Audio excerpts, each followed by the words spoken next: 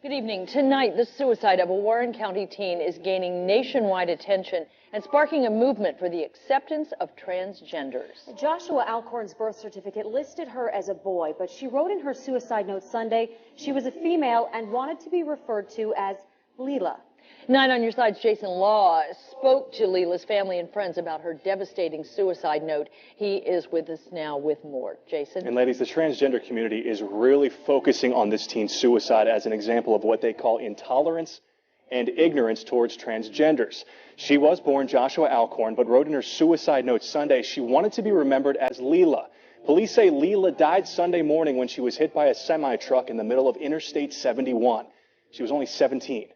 Her blog on Tumblr blasts her parents for pulling her out of school a year ago, sending her to counselors, and not accepting who she really was. Here's some of what she wrote shortly before committing suicide. Quote, "The only way I will rest in peace is if one day transgender people aren't treated the way I was. They're treated like humans, with valid feelings and human rights. Gender needs to be taught about in schools. The earlier the better. My death needs to mean something," end quote.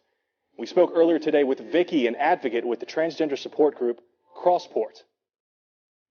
There is a terrible, terrible conflict and pull in both directions.